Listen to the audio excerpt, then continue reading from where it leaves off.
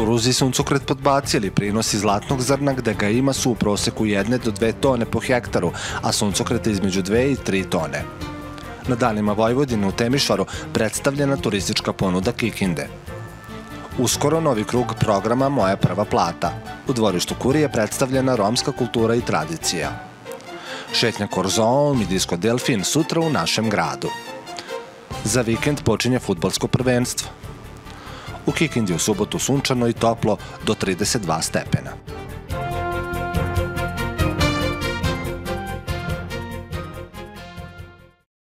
Poštovani gledaoci, dobroveče. Ovo je Dnevnik televizije Kikinda, ja sam Aleksandra Đuran. Prinosi kukuruza i suncokreta su desetkovani. Rod zlatnog zrna, gde ga bude, je u proseku 1 do 2 tone po hektaru, a suncokreta od 2 do 3 tone. Istaknuto je na danu polja Poljoprivredne stručne službe. Dan polja jesenjih kultura kukuruza i suncokreta na uglednim poljima Poljoprivredne stručne službe okupio je poljoprivrednike, predstavnike semenarskih kuća, kompanija, stručnjake koji su zajednički analizirali najrasprostranjenije poljoprivredne kulture.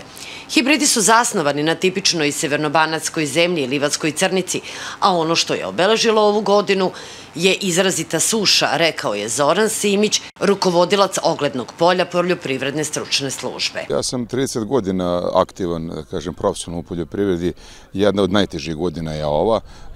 Znači, teška situacija je bila i sa ozimnim straninama. Imali smo nešto malo, da kažem, rekao sam to za prošli dan polja, dobrih rezultata u nekim mikrolokalitetima, 5-6 tona, ali uglavnom prosječan prinos je iznosio između 3 i 4 tone po hektaru za ozimne stranine. Što se tiče kukuruza i suncokreta, to je situacija drugačija. Kukuruz praktično na 30% površina neće se ni brati. Na 1/3 ćemo imati veoma male prinose i na 1/3 možemo očekivati prinose između 3 i 4 tone, ali to je prilično skroman rezultat za ovu kulturu koja zauzima najveće površine na teritoriji opštine Kikinde. Što se tiče suncokreta, to je situacija nešto malo bolja, ali generalno u odnosu na prošlu godinu možemo očekivati 1/4 roda manje. Na nekim parcelama je rod i praktično prepolovljen. Svemu tome je uzrok ne samo mala količina padavina, nego i značajno više temperatura u junu i julu mesecu. U junu smo imali 3 stepena, u julu smo imali 2 stepena više temperature od višegodišnjeg prosjeka. Ako se tome doda činjenica da smo 70 mm padavina u vegetaciji imamo manje u odnosu na prosjek, a mi smo najsušniji deo Srbije i Vojvodine, onda praktično se može zamisliti kako su to stresni uslovi bili za većinu gajnih biljaka. Žetva suncokreta već je u punom jeku, a počela je i berba kukuruza nikada ranije, kažu poljoprivrednici. Godina je, ja bih rekao, čak i izuzetno teška. Mnogima i starijima od mene nepoznata, nedoživljena. Pouka treba da se izvuče, verovatno da pri izboru sorte, hibrida i svega ostalog vremena setve promenimo nešto. A ja lično imam pod proizvodnjom negde oko 100 hektara zemlje, od toga se deli na 3 dela, od toga su znači 1/3 kukuruz, 1/3 suncokret i 1/3 je pšenica. Pšenica koja nije bila sjajna, ispašće da je bila najbolji prihod za ovu godinu zemljoradnike. Da li ste počeli sa žetvom ili berbom? Pa ja lično nisam počeo žetvu suncokreta, iz nekih raznih razloga sam malo kasnio sa setvom, a ispalo je izgleda da je možda i čak i to dobro, ali ovi koji su sejali redovno na vreme počeli su žetvu i rezultati su poražavajući. Jako mali prinos ovih prvih, onako, ajde kažemo da to je samo tek početak. Nadamo se da će biti barem polovičan rod. Kada je reč o berbi kukuruza? Pa ja, nažalost, moram da kažem da će biti parcele koje apsolutno neće doneti baš ništa, a bit će srećni oni poljoprivrednici koji možda uberu tonu ili eventualno 2 po hektaru i ne znam, mislim da to nije doživljeno do sada. Pšenica, kao što znamo, završena. Prinosi su bili 50% u odnosu na prošlu godinu, pošto je prošla godina bila jako vrhunska. Što se tiče suncokreta, sad smo krenuli da vršimo suncokret i to samo one delove koji su presušeni. Nešto se neće vršiti još 1 nedelju dana. Tako nejednako dolazi vršidba i to je to. Ovo što smo do sada vršili je katastrofa. Pa prinosi su oko 1 tone po jutru. To je... To ne može da vrati ni uloženo. To ne može da vrati ni uloženo. Pogotovo sa ovom cenom koju sad obećavaju, o kojoj pričaju, to je stvarno... Pogotovo što znamo da će repromaterijal za sledeću godinu biti nenormalno skup. Naprimjer, konkretno sad pričaju o 17.000, ne pričaju, nego jeste cena 17.000 map što treba da uložimo za sledeću godinu. Kukuruz, kakvo je tu stanje? Kukuruz, to ne računam. Kukuruz je ako bude 300-400 kg po jutru, to je, znači 90-95% šteta u odnosu na, ne u odnosu na prošlu godinu, već zadnje 3 godine kukuruz je dosta podbacio, ali kao ove nikad nije. Tako da u buduće čak i razmišljamo da će se u ovom podneblju sejati kukuruz. Danu polja, suncokreta i kukuruza prisustvovao je i Ljuban Sredić, član gradskog veća. Saradnja između grada Kikinda i poljoprivredne stručne službe uvek je bila na visokom nivou i to već dugi niz godina je takva. Ja se nadam da će i dalje biti. Ja se zahvaljujem poljoprivrednoj stručnoj službi na pozivu da prisustujemo današnjim danima polja i nama je to zadovoljstvo jer je to veliki poen i za sam grad ovakva jedna vrsta manifestacije gde su ove ogledi fantastični. Inače se tiče poljoprivrede i stanja u poljoprivredi, svi nama je jasno da je ovo jedna od najtežih godina, da je suša zahvatila našu zemlju, celu Evropu, pogotovo da kažem ovaj severni Banat, gde su da kažem, prinosi desetkovani, prepolovljeni, imamo njiva, kukuruza da uopšte nema zametaka, tako da ja očekujem da će i država nešto u tom smislu preduzeti što se tiče i zakupnina državnog zemljišta, eventualno uvođenja mera vanrednog stanja gde bi se dale neke olakšice poljoprivrednicima da bi koliko toliko preživeli ovu zaista tešku godinu. Pod kukuruzom je na teritoriji grada oko 20.000 hektara, što je u odnosu na ranije godine manje za 4 do 5.000 hektara, dok su površine pod suncokretom uvećane i ima ga na oko 18.000 hektara. Vlada Srbije je donela odluku o ukidanju zabrane izvoza svih vrsta ulja nakon kompletnog uvida u stanje zaliha, ali i rekordnih površina pod zasadom suncokreta. Usvojena je i odluka o privremenom smanjenju akciza na pojedine derivate nafte za 10%, imajući u vidu aktuelnu situaciju sa cenom sirove nafte na svetskom tržištu koja negativno utiče na makroekonomsku stabilnost u zemlji. Na sednici je doneta i izmenjena odluka o privremenoj zabrani izvoza evrodizela, kojom se zabrana produžava za još 7 dana. Ova mera sprečit će moguće štete po privredu i građane, s obzirom na to da energetska kriza na svetskom tržištu i dalje prouzrokuje pretnju od nastanka kritične nestašice ove robe bitne za građane. Kikinda je jedan od 10 gradova čija su turistička ponuda i predstojeće manifestacije predstavljene na Danima Vojvodine u Temišvaru u organizaciji Turističke organizacije Vojvodine. Posetioci su bili u prilici da degustiraju poznate banatske specijalitete kao i najkvalitetnija vina i rakije. Manifestacija je organizovana uz podršku Pokrajinskog sekretarijata za privredu i turizam i Privredne komore Vojvodine. Uskoro počinje novi krug programa Moja prva plata za podsticanje zapošljavanja mladih, najavila je ministarka Darija Kisić.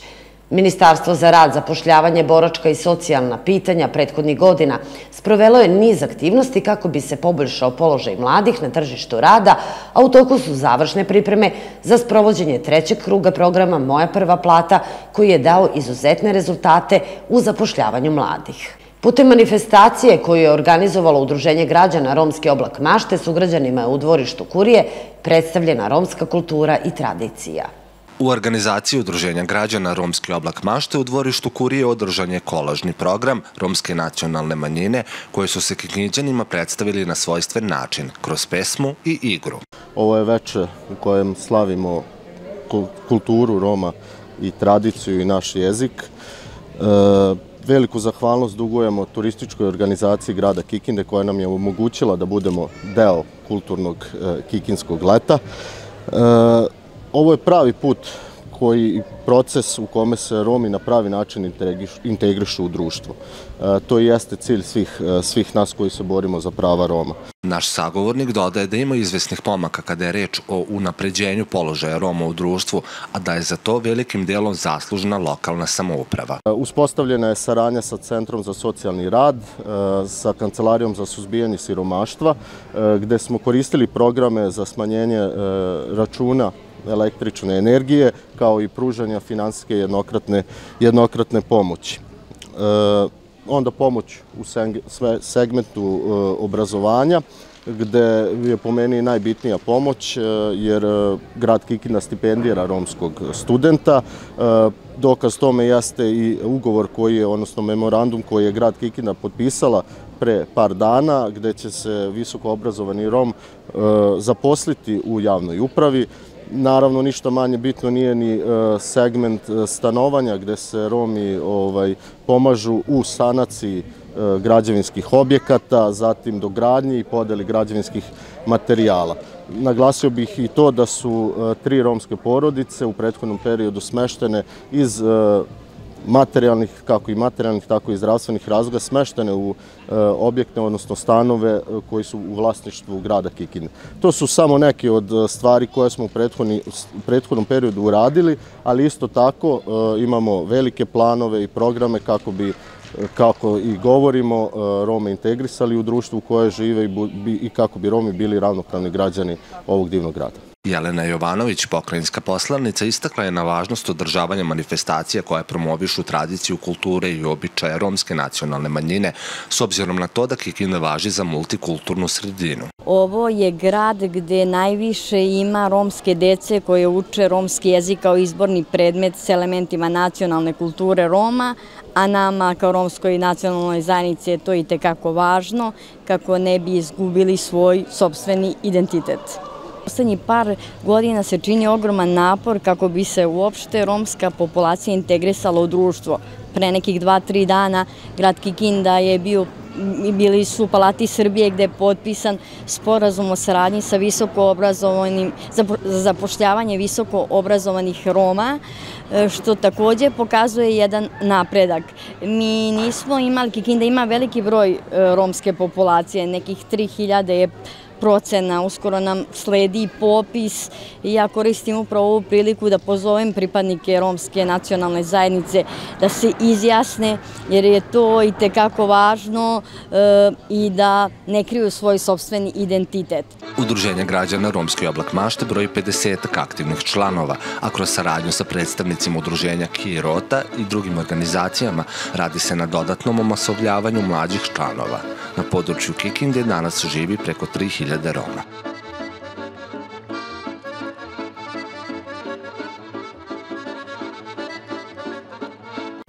Umetnost ispijanja kafe u Italiji naziv je radionice namenjene starijim sugrađanima koji će u subotu u Narodnom muzeju od 18 časova održati profesorica italijanskog jezika Marijana Simić-Iličin. Nakon toga u 18 sati i 45 minuta usledit autorsko vođenje kroz izložbu inspirisane Italijom kustosa istoričara umetnosti Stanislave Jovanović-Mindić. Šetnja Kikinskim korzoom biće organizovana sutra u 19 sati. Korzo je nekada bio vrlo popularan, a mesto sastajanja bilo je kod katoličke crkve, da bi se potom krenulo ka bioskopu Zvezda ili prema nekadašnjem ugostiteljskom objektu Avala. Na panorami će biti izložbene fotografije nekadašnjeg šetališta. Posle Kikinskog korzoa održat će se i Disko Delfin u 21 sat na Starom jezeru. Muzička manifestacija posvećena je starijim generacijama koje su uživale uz najveće hitove 70. i 80. godina prošlog veka koje je puštao tadašnji, ali i sadašnji DJ Sava Grabić. Takmičenje u kuvanju riblje čorbe 13. Topolski kotlić biće održan sutra u okviru proslave crkvene slave Banatske Topole. Organizatori su mesna zajednica i udruženje ljubitelja prirode Mrena. Dečija letnja pijaca održat će se sutra u dvorištu Kulturnog centra od 9 sati i 30 minuta do 11 sati i 30 minuta.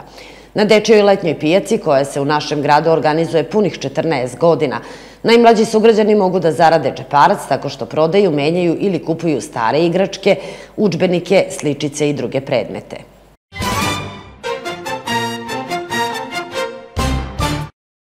Za vikend počinje fudbalsko prvenstvo. Na samom startu 2 derbija. Više u prilogu koji sledi. Predstojećeg vikenda počinje fudbalsko prvenstvo sa teritorije grada. Čak 5 klubova takmiči se u Vojvođanskoj ligi Istok, jer su se u ovom rangu nadmetanja pridružili fudbaleri Kikinde, koji su prošle sezone bili deo Srpske lige Vojvodina. Već na samom startu 2 derbija. Sutra od 17 sati Novokozaračka Sloboda domaćin je Kikinskom Žaku, povratniku u ovom rangu takmičenja. U isto vreme, ali u nedelju u Ruskom Selu, Crvena zvezda dočekuje OFK Kikindu. I Velikoselska Kozara u 17 sati prvenstvo počinje pred domaćom publikom. Igra utakmicu protiv Jedinstva iz Banatskog Karađorđeva. Osim kluba sa gradskog stadiona, nijedan drugi klub nema ambiciju da se bori za viši rang. Počinju i utakmice u područnoj fudbalskoj ligi Zrenjanin. U subotu od 17 sati i 30 minuta Mokrinski Delija ugostiće Mladost iz Banatskog Despotovca. Nakovački Polet u isto vreme, ali u nedelju dočekuje Vojvodinu iz Novog Miloševa. Nakovčani najavljuju novu borbu za plasman na Vojvođanski istok, a Mokrinčani će merkati mesto u gornjem delu tabele bez stresa kada je reč o opstanku.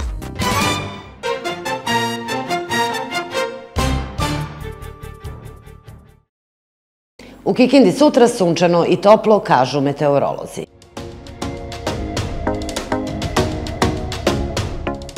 U Srbiji u subotu umereno do pretežno oblačno sa kišom, pljuskovima i grmljavinom, a bit će uslovi za obilnije padavine i grmljavinske oluje. Duvaće slab do umeren zapadni i jugozapadni vetar. Minimalna jutarnja temperatura od 11, maksimalna dnevna do 31 stepen.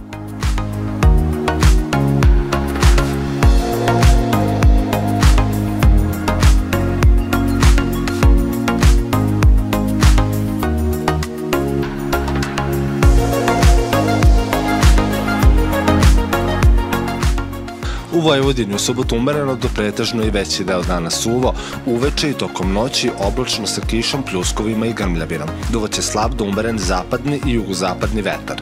Minimalna jutarnja temperatura od 17, maksimalna dnevna do 32 stepena.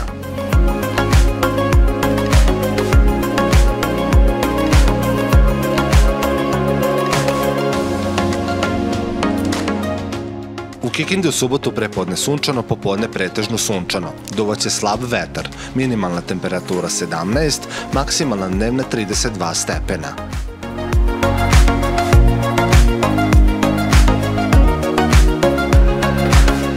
Pogledajte kakvo nas vreme očekuje narednih dana.